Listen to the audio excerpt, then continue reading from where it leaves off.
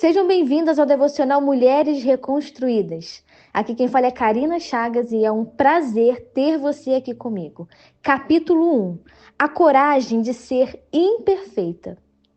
Assim que conheci o Abba, as promessas dele para o meu destino foram reveladas e eu achei que instantaneamente as viveria. No entanto, Deus é muito intencional. Ele revela as promessas, mas não o processo, até que elas aconteçam. Hoje entendo que é melhor assim, pois se soubéssemos o processo pelo qual passaríamos até chegarmos à terra prometida, jamais nos moveríamos, pois estaríamos aprisionadas pelo medo e principalmente pelo medo de deixarmos a nossa zona de conforto. Eu sempre ouvi que Deus tinha pressa comigo e isso gerava uma certa ansiedade em meu coração, de viver tudo aquilo que Ele tinha para mim. Fui chamada ao ministério muito cedo, aos 20 anos já pastoreava centenas de jovens junto com meu esposo. Aquele foi um tempo muito glorioso e de muitos frutos, porém eu andava ferida em minhas raízes, o que, lá na frente, causou alguns danos que hoje vejo através da maturidade que poderiam ter sido evitados, mas o ativismo, a ansiedade e a imaturidade não me permitiam parar. Sendo muito sincera, vejo que por muito tempo andei ferida. As pessoas olhavam para mim e viam meu exterior pleno e ninguém jamais poderia imaginar que dentro de mim havia ruínas. A verdade é que eu não tinha coragem de expor minhas imperfeições e feridas. Nos bastidores de minha vida, a Moana que dizia para as suas discípulas o quanto elas eram amadas, clamava ao Abba para se sentir amada. A Moana que aconselhava todos quanto às suas circunstâncias, muitas vezes não tinha palavras para si mesma. A Moana que dava destino a tantas mulheres se sentia perdida em um quarto escuro. Que tristeza! Eu fluía muito bem como Moana pastora, mas, longe dos holofotes, em meu lugar secreto, quando todos iam embora, a Moana pastora entrava em crise com a Moana filha. Havia um vazio e uma interrogação dentro de mim quanto à minha identidade, meus propósitos, meus sonhos, quem eu era. Era um grande fardo carregar essa máscara, pois era preciso sorrir quando na verdade eu queria chorar. Era necessário dar destino quando me sentia perdida. Eu devia amar quando tudo o que eu queria era me sentir amada. E, se falasse algo, ouviria que isso eram os ossos do ofício pastoral. Palavras de alguns outros líderes para mim. Até que, por intermédio do Espírito Santo, comecei a entender que as minhas raízes precisavam ser curadas. E que precisar de cura não era pecado. Estava tudo bem em pedir socorro a Ele. Afinal, não é Ele o bálsamo de que precisamos para sermos saradas? Assim, Ele me levou a um caminho de exposição das minhas feridas, fazendo-me entender que as minhas raízes estavam doentes. Ele me ensinou a grandeza que existe em nossa humanidade confessada, mediante a exposição de nossa vulnerabilidade. Pense comigo. Se Cristo valorizou cada passo de sua humanidade, por que nós queremos pular os processos? As dores fazem tão parte da sua vida quanto a alegria. Por isso, é preciso aprender a lidar com a dor. Infelizmente, a religião no reino, quando digo isso me refiro ao farisaísmo dentro da igreja, afirma que suas feridas são fraquezas. Mas Jesus diz que as suas feridas podem ser curadas. E diz mais, as suas cicatrizes são prova da sua cura. Jesus sempre teve tempo para os feridos. É possível encontrá-lo em toda a Bíblia, cuidando dos feridos. Ele é encontrado até mesmo mudando a rota para dar destino há alguém ferido. Você se lembra da mulher samaritana em João 4,4? Sim, Jesus não tinha vergonha de andar com prostitutas, leprosos, cegos, endemoniados, não. Ele sempre dava sua preciosa atenção para esses, como a dá a mim e a você. Deus sempre usou os improváveis. Talvez seja porque não existe outro tipo de pessoa, apenas fracos nas mãos de um Deus forte. Apenas quem já passou por um grande processo de dor sabe o peso que essa palavra carrega. Eu vim de um ambiente no qual era proibido falar sobre dor. Essa palavra, dor, era muito vivida, mas pouco falada. O sentimento, então, era proibido senti-lo ou ouvir a respeito dele no meio de nós. E quem éramos nós? Éramos líderes. E quando alguém falava a palavra dor, soava como uma palavra torpe nos seus lábios e doía nos ouvidos dos outros líderes que a ouviam. Estávamos sempre aptos a acolher a dor dos outros, mas nós não podíamos senti-la. Afinal, só alcança uma plataforma quem não a sente mais. Dessa maneira, por muito tempo vivi assim, achando-me um ser estranho num ambiente em que deveria me sentir em casa. Sempre fui intensa em todas as minhas emoções, mas eu aprendi que precisava reprimir a dor. Até que um dia, orando, eu ouvi do Abba: Filha, quem a fez com todos esses sentimentos? O meu poder se aperfeiçoou em sua fraqueza. Se não fossem as suas dores, onde meu poder seria manifestado? Essas palavras foram um bálsamo para mim. Passei a viver o processo da dor com intensidade e leveza, como vivia uma alegria. Eu não entendia porque podia falar sobre minhas vitórias, conquistas e sonhos, enquanto as minhas dores tinham que ser silenciadas, não podiam ser expostas.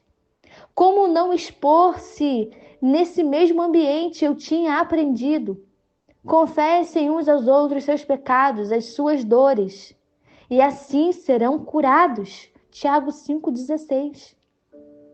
Tentei falar sobre o que sentia, mas o que eu ouvi foi apenas: você não pode sentir isso. Ou não deixe que percebam que você está mal ou na pior. Ou ainda, você deve estar em pecado. Tentei mais algumas vezes e mais uma vez não fui acolhida, não fui entendida. No ambiente em que eu falava de cura, me sentia ferida. Para mim, era quase impossível entender como eu deveria falar do remédio que é Jesus, sem poder tomá-lo. Até que Jesus passou por Samaria. Jesus parou tudo o que estava fazendo e veio até mim. Lembra-se da história da mulher samaritana que mencionei há pouco? Sim, Jesus passou por Samaria. Ali, Jesus se assentou comigo. Jesus foi empático, pois ele sabia o que eu estava sentindo, porque ele havia passado exatamente por isso. Jesus acolheu todas as minhas dores, todos os meus medos, todas as minhas frustrações, todos os meus pânicos. Sim, eu tive síndrome do pânico. Jesus chorou comigo. Jesus enxugou minhas lágrimas, essas que estão escorrendo bem agora enquanto eu relembro e escrevo tudo isso. E ele disse: está tudo bem, eu estou aqui. Eu adormeci em seu colo e no outro dia, Jesus estava lá. Ele não me acusou de nada. Para ele, continuei sendo quem eu era antes das dores. Jesus não me excluiu e não mudou. Jesus me amou. A ironia é que nós tentamos repudiar nossas raízes doentes para parecermos mais inteiras ou mais aceitáveis em uma sociedade fake, que transmite uma visão utópica de perfeição e super espiritualidade. Mas nossa integridade e até mesmo a nossa sinceridade dependem da integração de todas as nossas experiências, incluindo as nossas quedas. A vida não é feita apenas de dias bons, mas também de vales. Abraçar essa certeza nos traz leveza na jornada. Hoje, livre dessa prisão e desse jugo, posso dizer a você: ria de suas imperfeições e chore quando precisar. Não se permita ficar abatida ou desesperada por parte de sua história ser vulnerável, porque viver intensamente as coisas dolorosas lhe dará a autoridade de quem venceu suas dores. Sim, sinta o peso de glória disso. Suas experiências com a sua vulnerabilidade lhe dão a capacidade de se conectar mais profundamente consigo mesma e com o propósito.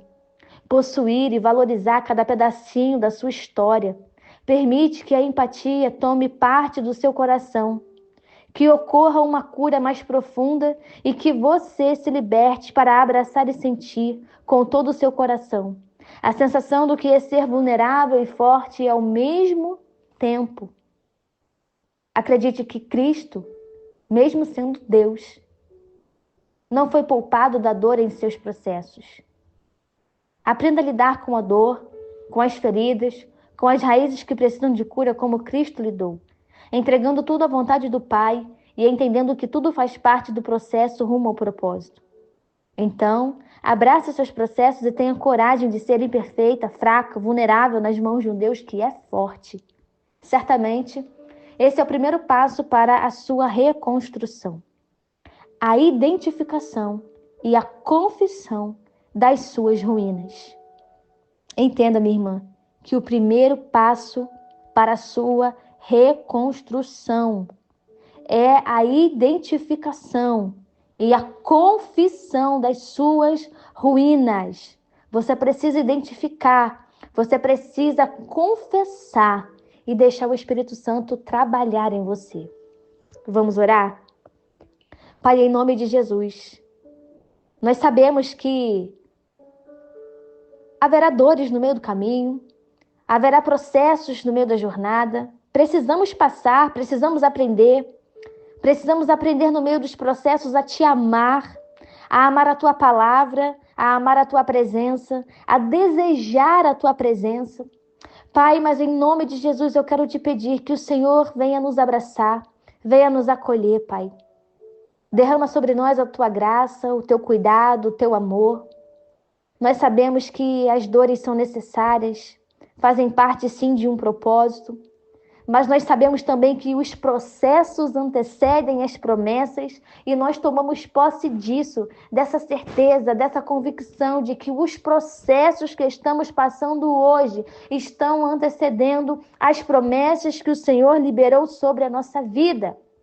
Que possamos abraçar os processos, que possamos ter coragem de sermos mulheres imperfeitas, sim, que possamos ter coragem de assumir isso, a nossa imperfeição, assumir a verdade sobre quem somos, sobre o que pensamos, assumir a verdade e a responsabilidade daquilo que está dentro do nosso coração, que possamos ter, meu Deus, humildade diante de Ti. Confessar nossas imperfeições, confessar nossas fraquezas, confessar nossas ruínas. Com o auxílio do Espírito Santo, Pai, reconstrói a nossa história. Em nome de Jesus, nos levanta com poder, nos levanta com graça, nos dê sabedoria, nos dê direção, Pai. Em nome de Jesus, nós nos colocamos nas Tuas mãos, Pai, clamando pela reconstrução, Pai.